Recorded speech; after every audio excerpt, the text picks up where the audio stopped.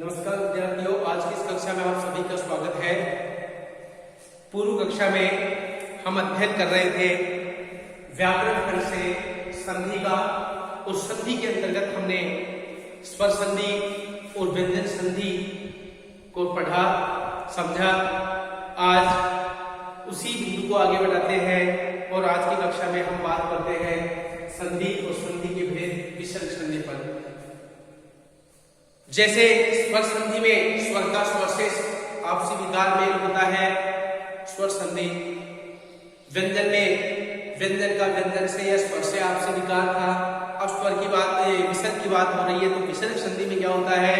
जब विसर्ग का स्वर या व्यंजन वर्ण के साथ आपसी विकार सहित मेल होता है तो उसे क्या कहते हैं? विसर्ग संधि। यहाँ पर ध्यान देने की बात यह है कि यहाँ पर विकार किसके साथ होगा? विसर्ग के साथ। विसर्ग का होना बहुत जरूरी है। विसर्ग में क्या क्या बदलाव होते हैं, इन सब चीजों को हम क्रमवार तरीके से अध्ययन करेंगे। अब हम चर्चा करते हैं। जैसे मान लीजिए विसर्ग दिया गया है, इन शब्दों में कैसे इनमें विकार होते हैं, क्या इसके कुछ नियम दिए गए हैं। उन नियमों के आधार पर हम विसर्ग संधि को अलग अलग तरीकों से समझने का प्रयास करेंगे। नंबर 1, नियम नंबर 1 विसर्ग संधि में, यदि विसर्ग से पूर्व ए हो और बाद में भी ए हो, तो यदि विसर्ग से पूर्व ए हो और बाद में भी ए हो तो दोनों का विकार ओ में बदल जाता है।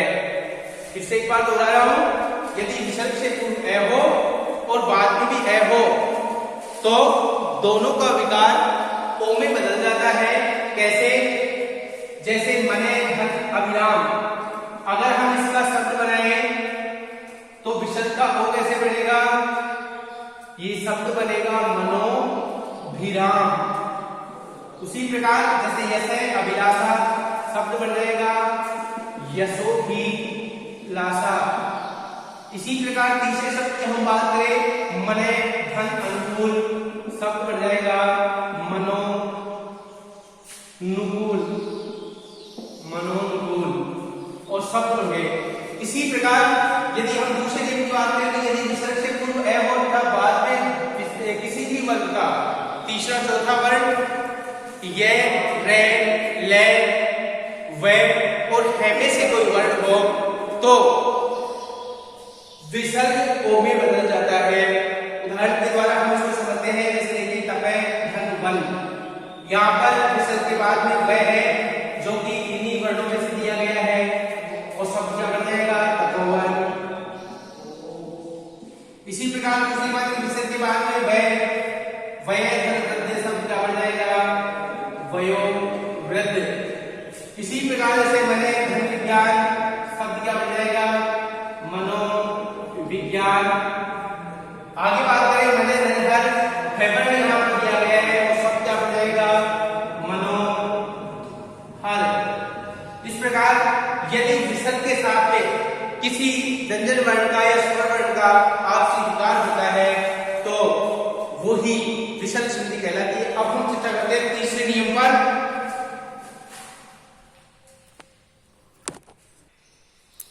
नियम नंबर 3 की बात करें तो देखिए, यदि विसर्ग के बाद ए हो या इसके अलावा कोई अन्य स्वर हो या किसी भी वर्ग का तीसरा चौथा या पांचवा वर्ण या ये, रे, ले, वे और ए में से कोई वर्ण हो तो विसर्ग के स्थान पर रे हो जाता है। विसर्ग के स्थान पर क्या हो जाता है? रे। यहाँ पर ध्यान देने की बात यह है कि यदि विसर्ग के बाद है तो यहाँ पर हमने पूर्व की बात नहीं की है, क्योंकि इस नियम को हम पढ़े तो आपके दिमाग में आ रहा होगा कि ये नियम तो पहले वाले में लिखा। नियम नंबर हम 2 की बात करें तो 2 में भी हमने ये लिखा कि ए के बाद में भी ए हो, लेकिन यहाँ ए के अतिरिक्त साथ में उसमें यह था कि विसर्ग से पूर्व भी ए हो। इस नियम में एक विशेष बात यह है कि विसर्ग के बाद ए के अतिरिक्त कोई भी वर्ण हो सकता है, कोई भी स्वर वर्ण। बाकी व्यंजन वर्ण की बात करें तो दूसरे नियम में ये वर्ण थे, इसलिए संदेह की स्थिति दिमाग में बनती है। तो यहां पर हम चर्चा करें कि विसर्ग से पूर्व क्या होना चाहिए? ए या आ को छोड़ करके यदि कोई अन्य स्वर हो, ए या आ को छोड़ करके कोई अन्य स्वर हो और बाद में ए के अतिरिक्त कोई अन्य स्वर आए या तीसरा चौथा पंचम वर्ण आए या ये में से कोई वर्ण आए तो विसर्ग के स्थान पर रह हो जाता है। कैसे? जैसे देखिए आयु, इसमें ऊ है विसर्ग से पूर्व और आगे है वेद जो कि वेद यहां दिया गया है। अब विसर्ग का क्रिया कैसे हो जाएगा? शब्द क्या बनेगा? आयुर्वेद विसर्ग के स्थान पर रहेगा। यदि हम इसको ऐसे लिखते आयुर्वेद तो जो आधा रह है वो कहां जाएगा? अगले वर्ण पर, इसलिए हमने इसको इस रूप में लिखा है।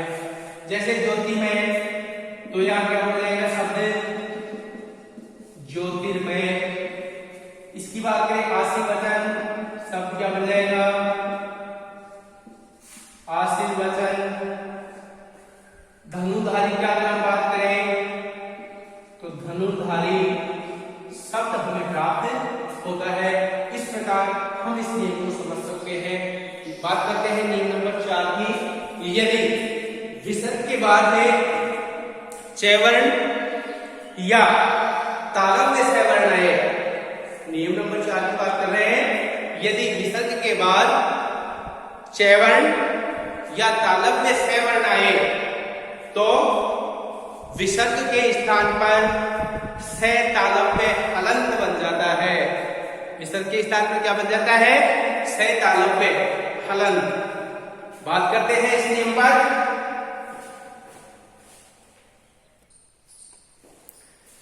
अब बात करते हैं हम विसर्ग संधि के नियम नंबर 4 की।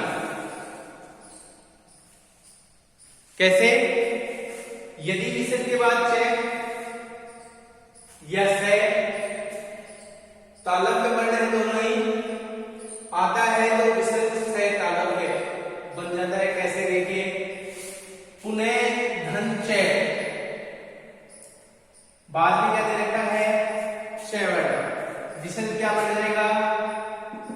से तालव्य और शब्द क्या बन जाएगा? पुनश्च। शब्द क्या बनेगा? पुनश्च। तपे धनचर्या, विसर्ग का से बन जाएगा तो शब्द क्या बनेगा? तपश्चर्या। समझ सकते हैं हम। यश धन शरीर, यश है, इसके आगे विसर्ग दे रखा है तो शब्द क्या बनेगा?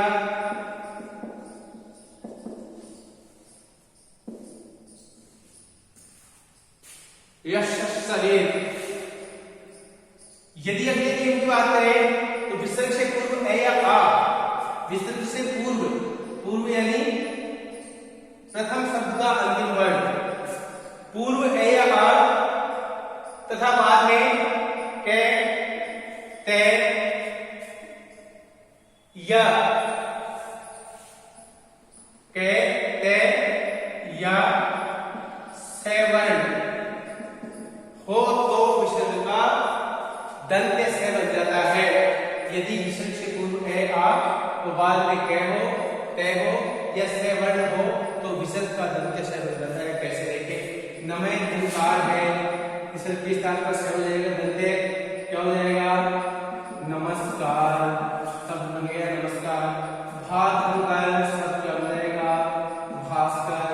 और नभ है नमय धन दे है तो शब्द हो जाएगा नमस्ते। इस प्रकार से हम इस नियम को समझ सकते हैं। आगे चर्चा करेंगे। यदि विसर्ग से पूर्व ई या ऊ हो, विसर्ग से पूर्व ई या ऊ हो और बाद में कै है, पै, में, इनमें से कोई वर्ण आता है तो विसर्ग किसमें बदल जाता है?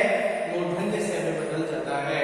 उदाहरण के लिए हमने आविष्कार, विसर्ग के स्थान पर मूर्धन्य से क्या हो जाएगा? शब्द क्या बनेगा? आविष्कार। इसी प्रकार हम दूसरे शब्द को बदल सकते हैं। चतुर्धनपथ, शब्द क्या बनेगा? चतुष्पथ। इसी प्रकार हम अगले शब्द को कर सकते हैं बहिधनकार, तो शब्द हो जाएगा बहिष्कार। और इस प्रकार हम विसर्ग संधि को समझ सकते हैं। आशा है आपको विसर्ग संधि के जो भेद बताए गए समझ में आए होंगे। धन्यवाद।